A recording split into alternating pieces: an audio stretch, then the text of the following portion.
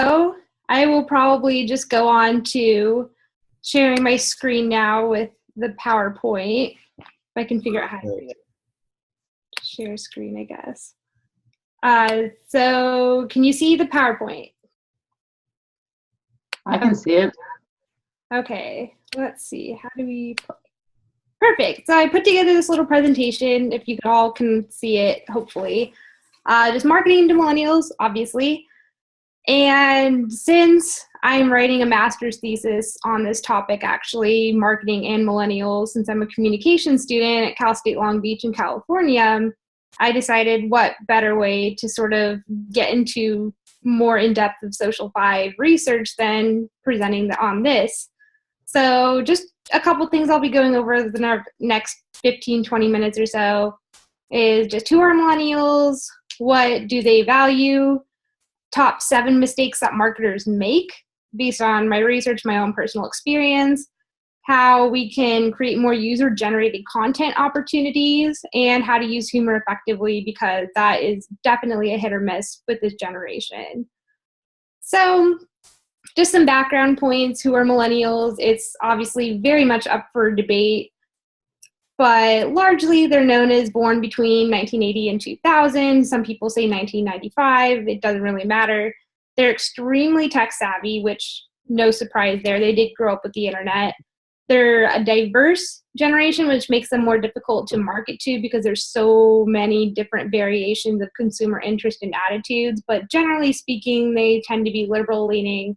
They really value their individualism, which will be pretty helpful when it comes to marketing.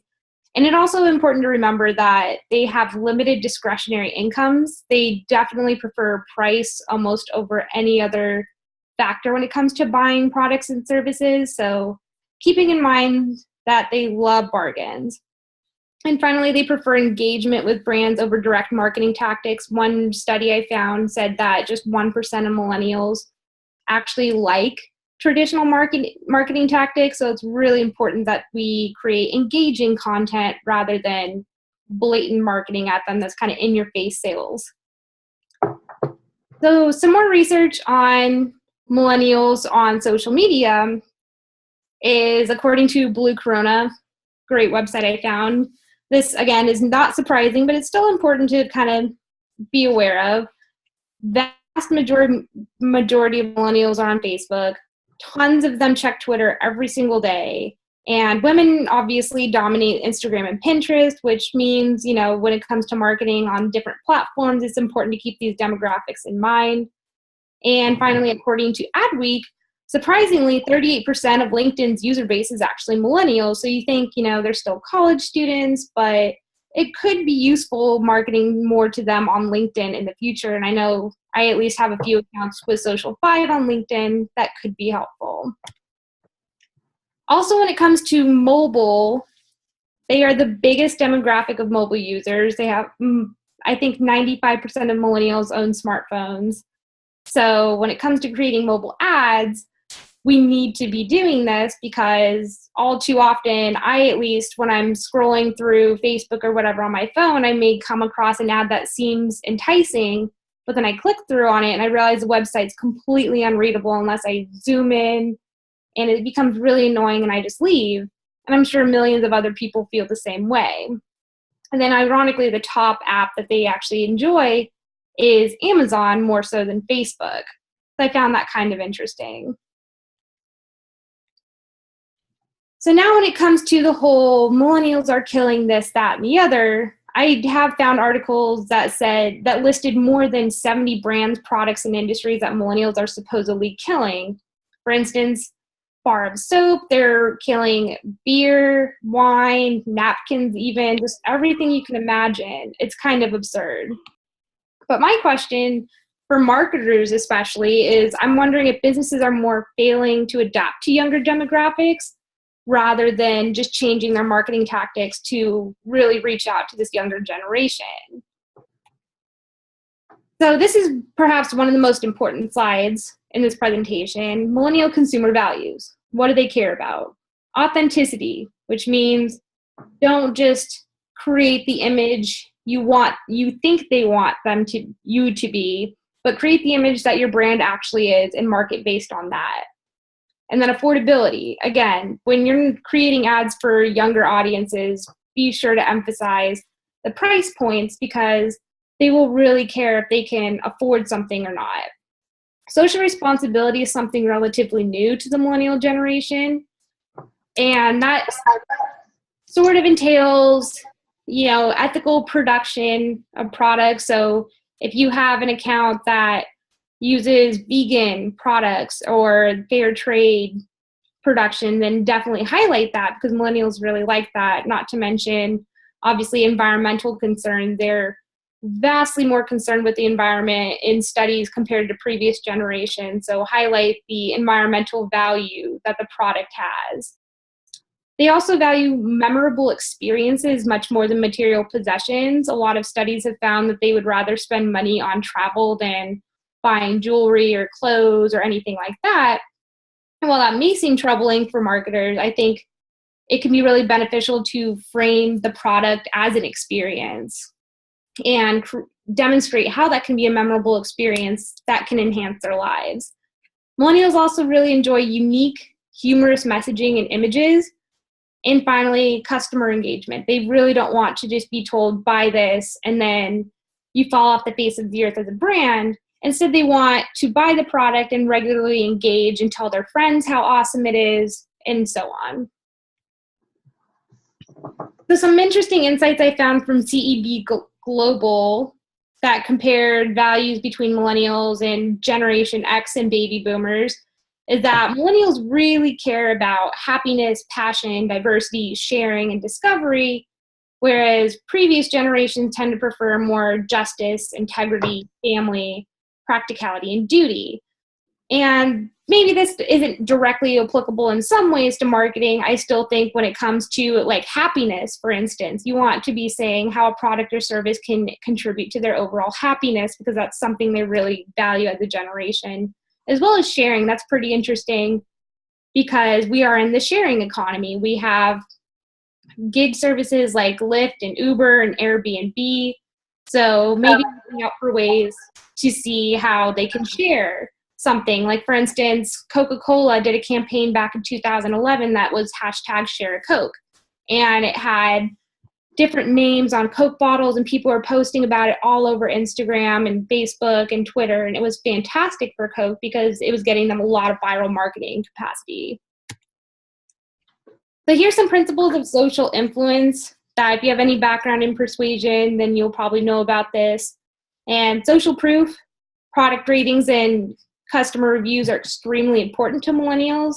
They are most likely to respond to word of mouth marketing. So if they hear about a product from a family member or a friend, they're more likely to listen to them and buy the product rather than just looking at an ad and be like, oh, okay, I'm going to buy it based on that. So even if we can't do that directly as social media advertisers working for other companies, I think it could still be useful to find ways to incorporate testimonials, statistics, and maybe images of other people their age using the product or service to kind of serve as a form of social proof. Then there's authority. It basically asks, why should they buy from your brand that you're marketing in particular? What makes your brand unique, incredible compared to your competitors? And it has to be unique authority and authentic authority, which means you can't just say we're the best there ever was. You need to have some sort of testimonials of other people saying, yes, they're definitely the best. And this is really persuasive for millennials in particular. And not to mention quotes from recognized experts or just any sort of research or testimonials you can find from your client would be much preferred. Then there's also shared values, which I think is extremely important for millennials because there's debate over whether or not they're loyal to brands. And generally what I found through researching is that they are in fact loyal to brands, but only those that exhibit the same or similar values they share, such as social responsibility, environmental consciousness. So it's really important that we don't sell a product or service, we sell the brand. And something that I've noticed in my own marketing adventures is that storytelling is actually really effective for engaging with millennials. So tell a story, tell them how they can improve their lives, and, just imagine this sort of language in your marketing copy. And finally, there's scarcity. Millennials do not respond well to buy now or supplies will run out, and then they see this ad a month later and realize you're not selling anything, so they're not likely to buy from you because it's kind of false scarcity. However, there's an acronym FOMO, or fear of missing out. Is that something that came up a few years ago in millennial lingo? And that's something you can definitely play upon, which means they really don't want to miss out on a great experience. So if you're selling a really awesome experience, then they're less likely to just kind of overlook your ad. So some examples of this could be like the first 100 customers get a free something, ice cream cone or bar of soap. Or you can even offer 24-hour exclusive discounts. Or maybe suggest it to your clients. So, especially on Instagram stories and Snapchat stories, ephemeral content is becoming way more popular in 2017 and beyond. So that's kind of important to start switching towards, instead of just creating this false sense of urgency. I think digital influence is probably the most obvious, but still worth pointing out for the millennial generation. They are significantly more likely to be influenced by their apps, by their peers that they hear about on social networking sites like Facebook. And they're also more influenced by in-store touchscreen displays, which is something new I didn't know. And as you can tell on the right-hand side, self-reliance is a huge value for millennials. So they're more likely to use at-home treatments because, again, they value affordability, but they also value convenience. You don't want to go out when you're already busy with your job and school and so many other responsibilities, that you really want to save money and conveniently do it yourself at home. So it's kind of a win-win. Not to mention cooking from scratch and self-treating instead of going to the doctor, which is probably a bad thing, but it's still worth knowing that millennials are more willing to do it on their own if it means, hey, I can save money, I don't have to leave the house because I'm already too busy outside of the house and I want to be home sometimes. So think about how you can craft your narrative for your marketing copy around these ideals. Here's another important slide, top 7 mistakes marketers make. This is both from me as a millennial experiencing ads as a consumer and also a researcher who works marketing. Number 1, explicitly calling millennials is something that will definitely anger them, which is pretty ironic, but I accidentally did that to my own students. I teach at a community college, and I told them last semester, I'm like, hey, you're millennials. And they all just started getting all mad and just telling me, no, we're Generation Z. Like, no one wants to be called a millennial. It's kind of a dirty word, apparently. So don't reach out to them saying, hey, millennials, you can buy this, because it won't work, most likely. Second, in line with the value of affordability, if you don't tell the price up front for the product or service advertised, they're more likely to say, nah, not worth it. Unless you create a really compelling narrative, they're probably not going to wonder, should I buy this or not? Unless you say, hey, it's really affordable. Then they'll probably be more intrigued. Capitalizing everything, which is probably not unique to millennials. I think most people in most generations at this point are kind of sick of this. But millennials in particular, that's a red flag to them. As soon as they see free in all caps, they're immediately turned off. For inauthentic marketing, so like I was saying earlier about false scarcity, where you have limited time offers, big promises without proof. Like, again, this is a generation that has the internet at their fingertips. They can immediately search on Yelp or Amazon or anywhere else online to see if you're actually telling the truth. So making big promises and exaggerating is probably not ideal. Additionally, loud and obnoxious images and lengthy copy. This is probably a low attention span generation. Not entirely unique to millennials, not entirely their fault, but they really don't want to spend time reading an entire landing page with hundreds of words and dozens of paragraphs, nor do they want to see, bland stock photos or bright, flashy yellow imagery on a landing page. Instead, I think you should find more realistic imagery, especially when it's a picture of someone their age using a product or service. Another interesting thing I found from my research is that millennials are so diverse that they are actually complaining to millennial marketers about how they don't appreciate that they're not being represented. And I think it's been the historical norm to really just use white people in stock imagery. But I think it's even more important for the millennial generation to really include a diverse range of, races, genders, and all that to ensure that you're really reaching out to them and not just showing them more white people using a product which they're already used to, and they don't feel like it represents them as much. Finally, using millennial jargon or memes incorrectly. I'll discuss this on the humor part, but you don't want to just throw in words you heard some kid around the block say the other day, because it may be wrong. I've definitely done that myself before, and that's not a great thing to do. So creating shareable content, even as a specialist who's not directly in-house for the marketing company, I think it's still possible to create shareable content as a freelancer. So for instance, millennials are more likely to buy something when they learn about it from someone they know, which means you need to create shareable content that they are more willing to share on social media. And this could include unique filters, funny images, ads featuring animals, surprising study findings.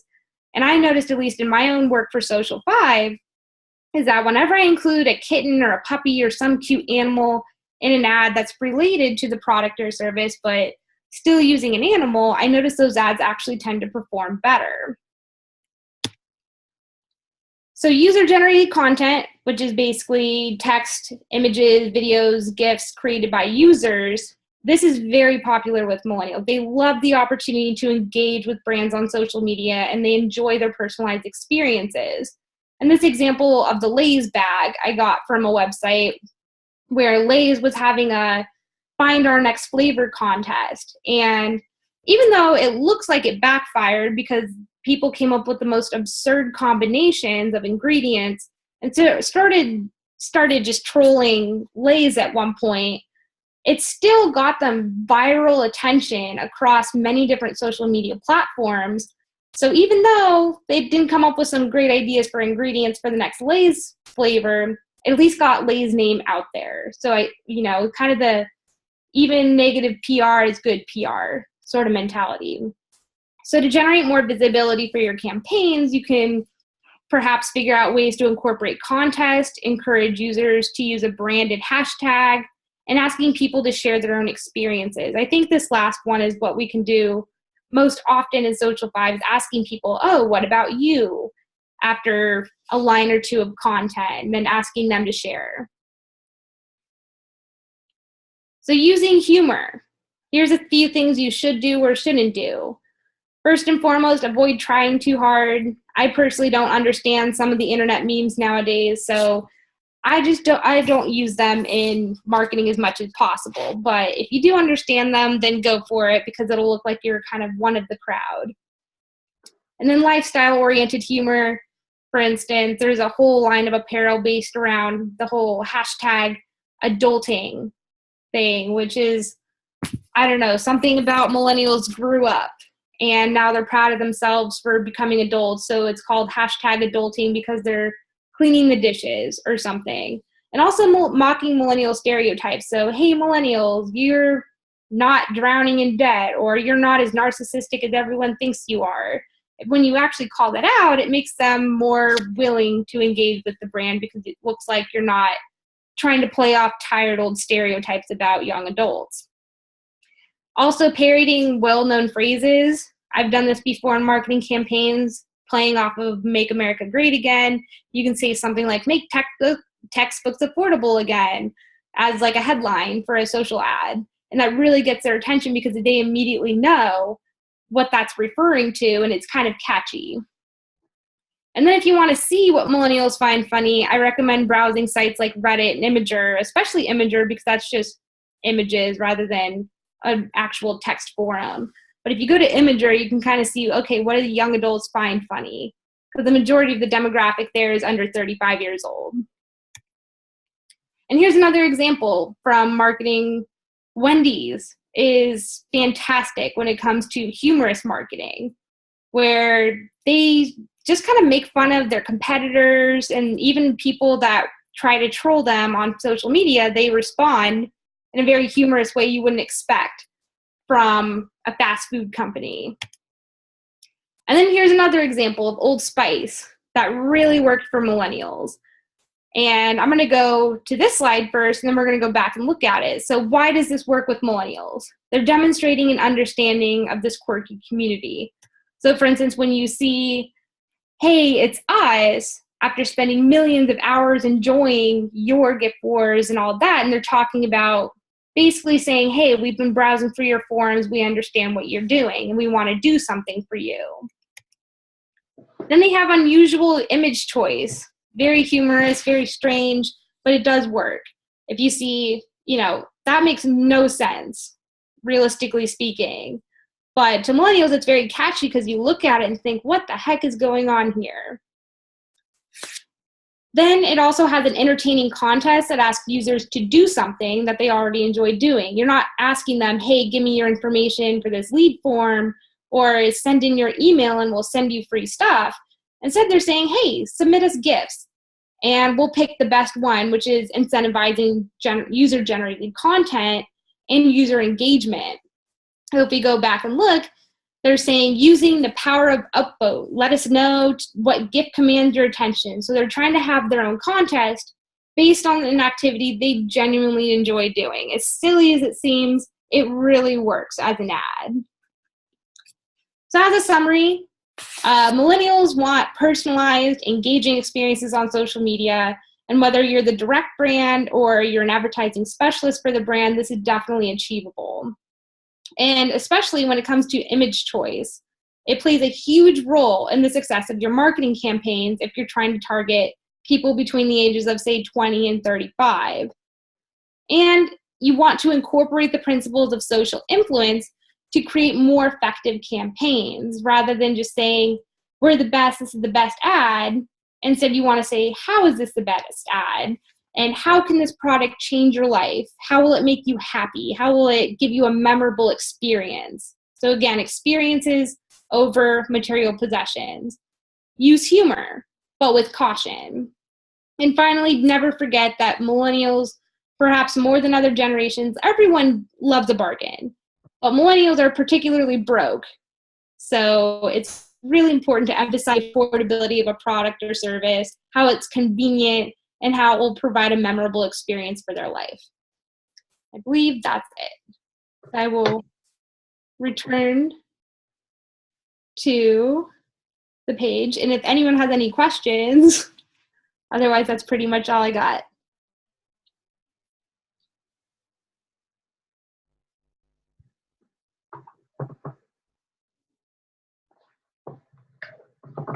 Nice job, Kelly. I'm sorry I don't have any questions for you, but nice job. No worries, that's fine. Thank you. I love the chat. Sorry, I used all caps.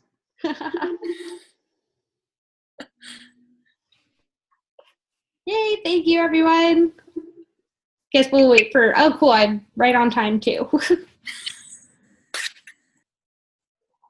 So yeah, I mean, if anything, I hoped it helped. I'm still in the middle of finishing my master's thesis while working for Social 5. So it's very interesting experience managing all of this, but I do enjoy it very much. So, good luck. I hope you get an A or whatever happens at the end of your thesis. They crown you queen or. Yeah, it's currently 130 pages. So. Oh my God. It's been insane. Awesome. So Kelly, is there any other questions or comments for Kelly? I think we've kind of got it all out. Got it done. Nice. Good. Well, Kelly, I have some watching to do this evening. I apologize. I had to step out there. No worries.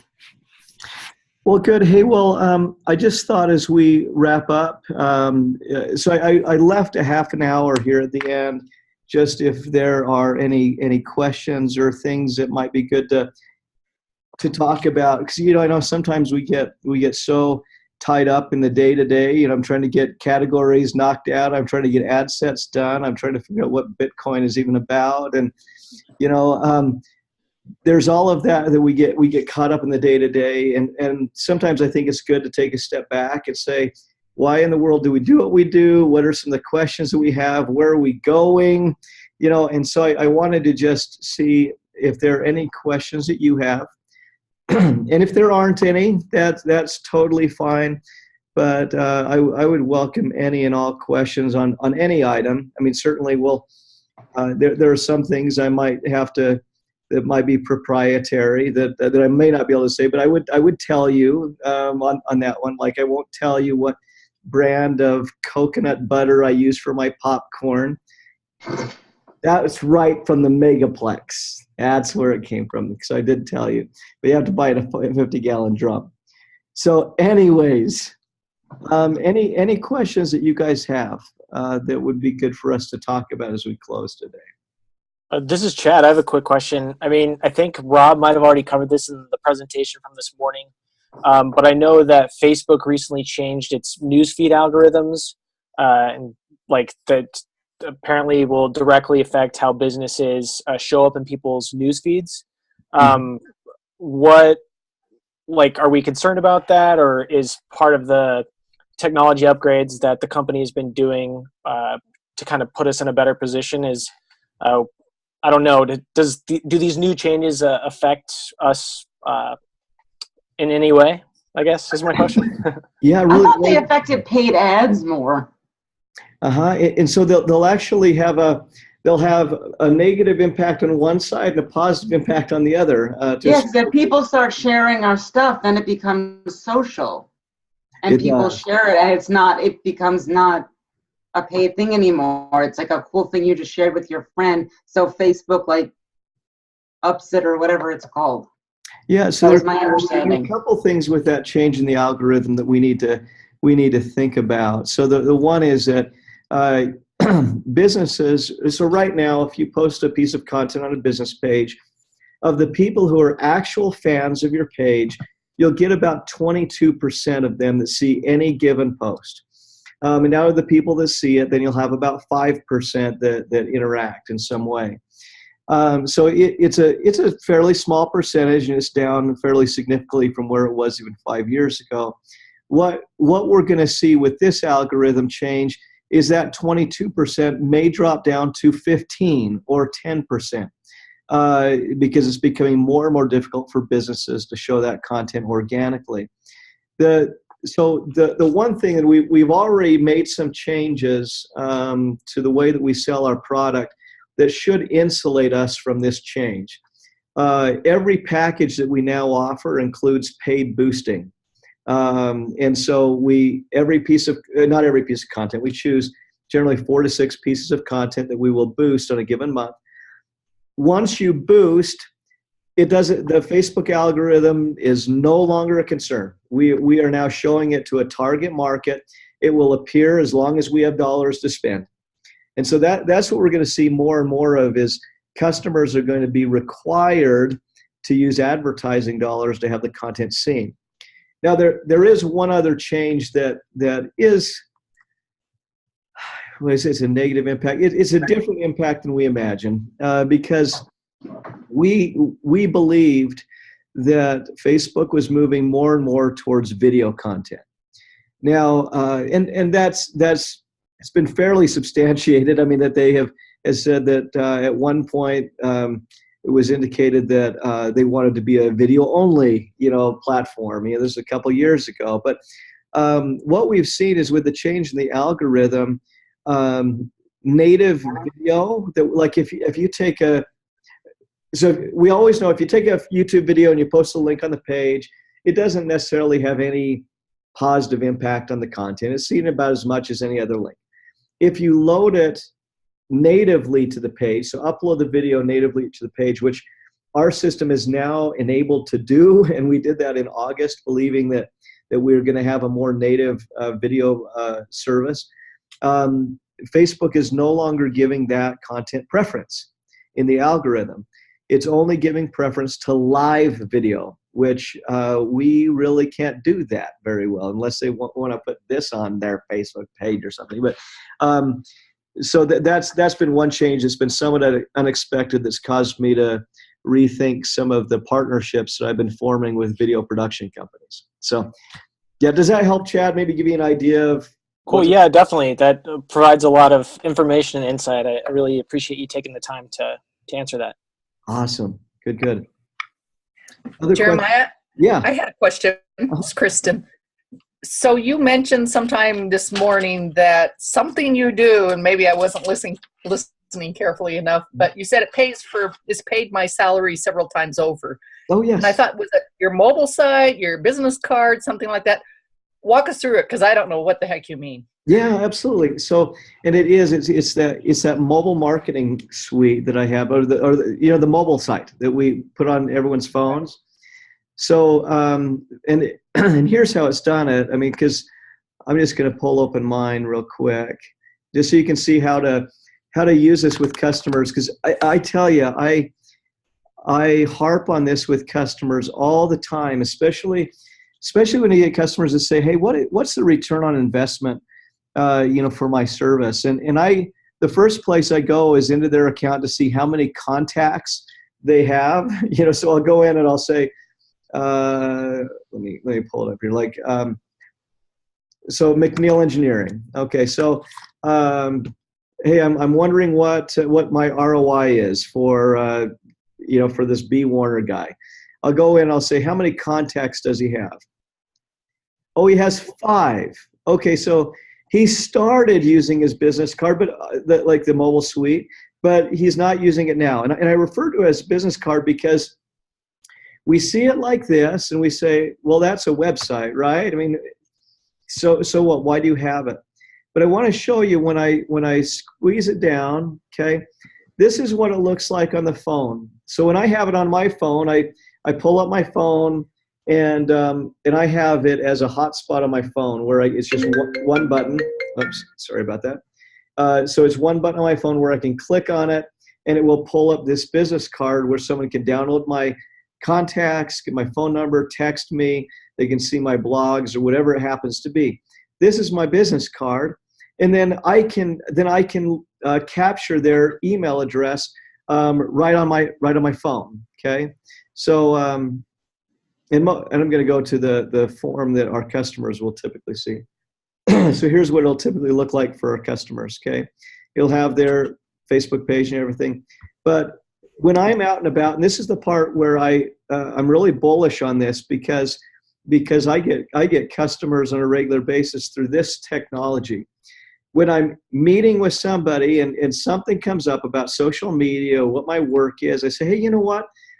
I should share with you, some of the stuff going on at Social 5. Do you mind if I send you my contact information? Then we could keep in touch later. And if you ever need any help with social marketing, let me know. I mean, I'm happy to give some one-on-one help for you if you need it. And then I'll enter their email address in here. Okay. Put it in, I'll hit join, and then they get that bounce back email. The strength of that for our customers, and this is the McNeil Engineering thing. And some of you have heard that before. I apologize if this is a repeat story. But that is the case of I'm remodeling my basement.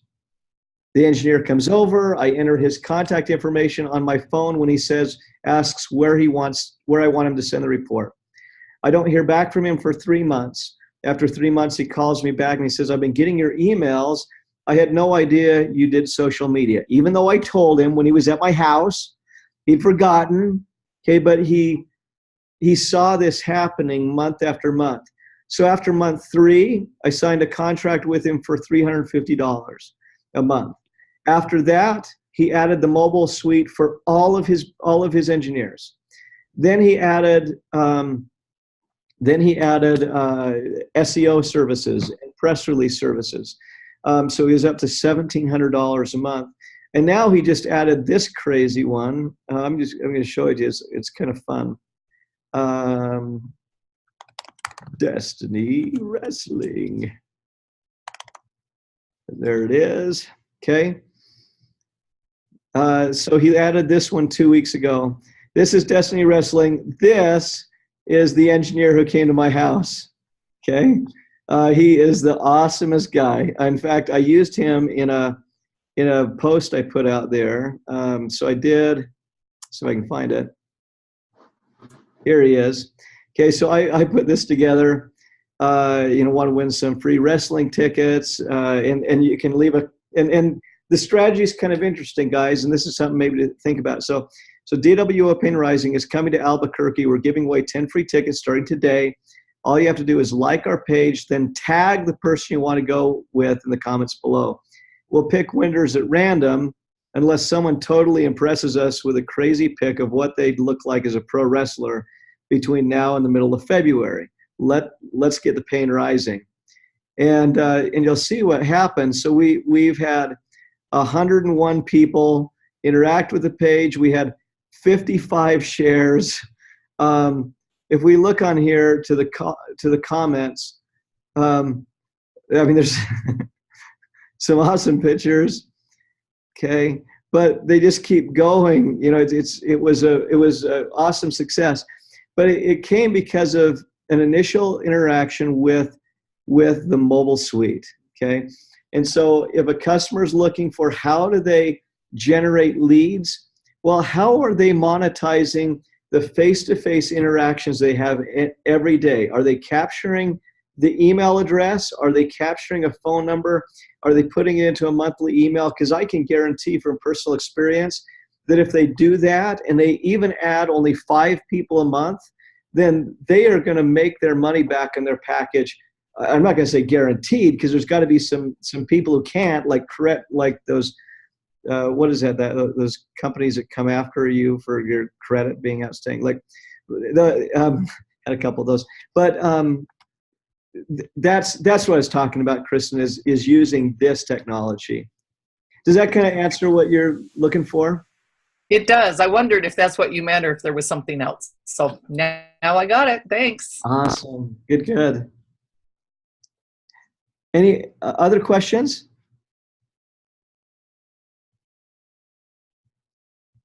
Okay, cool.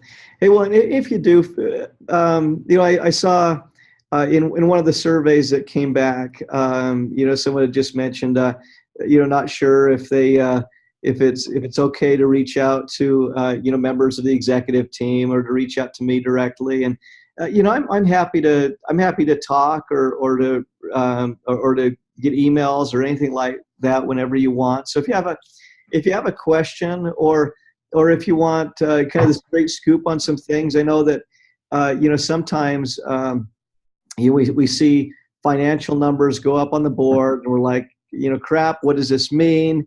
And really my goal is to be as transparent about that stuff as humanly possible. And sometimes things are not so good and sometimes things are awesome. And we hope that they're always going in the positive direction. I was really, one of the things that makes me very optimistic is for those of you who were in the meeting at 9:00 this morning, of where customer sentiment is going. And if you notice that very, very distinct upward trend line, that customers are becoming more and more satisfied. And we're also seeing, the other thing I liked is, I'm trying to remember the exact numbers there, but when they go through the onboarding process, I think the numbers like their satisfaction level is like a score of 57, but when after they're on for 6 months, it goes up to like 68. That we're seeing customers becoming more satisfied the longer they're on the service. So that's cool. But feel free to reach out to me and I'll give you the straight scoop on any of that stuff. So with that, I think let's wrap up for the day. And I would just say, as we end the meeting, please just know how much we care about each of you and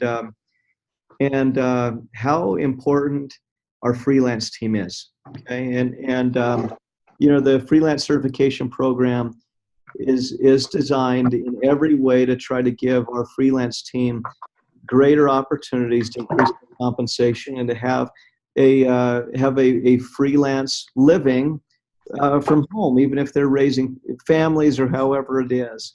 So please please know how much we care, and for those who have teams, please do everything you can to convey that spirit of appreciation and of compassion that we want to have for all of our employees. So good. Hey, Jeremiah, thank you. Yes.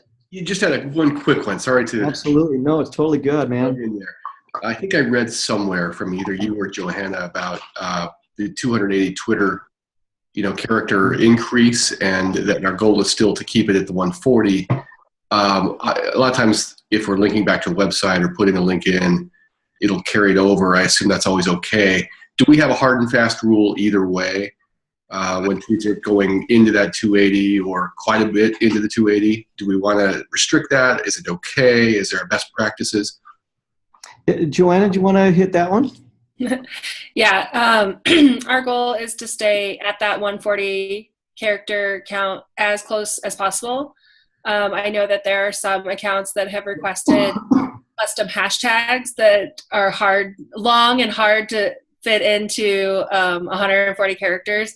So with those instances, we're okay to go a little bit over. We never want to get close to the 280 count, though. That's just way too long for a one-liner.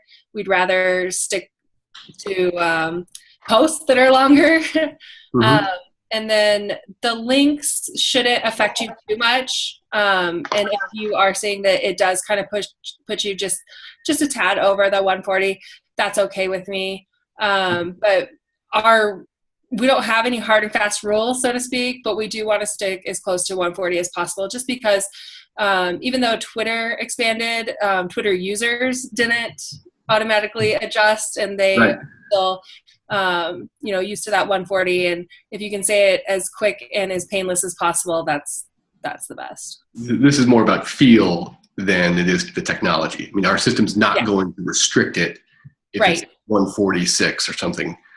Right. Yeah, that was the upgrade that we made. Is in the back end, we now can go as long as 280. Mm-hmm. So that does help you out with those long links or the long hashtags. But our text should be as close to 140 as possible. Okay, that clears it up. Thanks. Yeah. Awesome. Good. Anything else before we call it a day? This is Chad again. Just to clarify with the freelance certification, the training, mm-hmm. When that is all available, you guys will be sending out the information, how we go about logging in and whatever, I'm assuming? Absolutely. So there'll be emails that will be coming to you between now and the 19th. On the 19th, and I may even do it the weekend before, I'll send links out for all of those certification programs, so you'll be able to access them. So absolutely, we'll have everything ready for you, and probably some hard copies in your hands before the 19th. Awesome. Thank you. Cool. Thanks, man. All right. Well, guys, thank you. Appreciate you being with us today. So, all right, we'll talk soon, and have a wonderful week. Okay. All right. Bye-bye. Thanks. Bye, everyone. Thank you. All right. Thank you.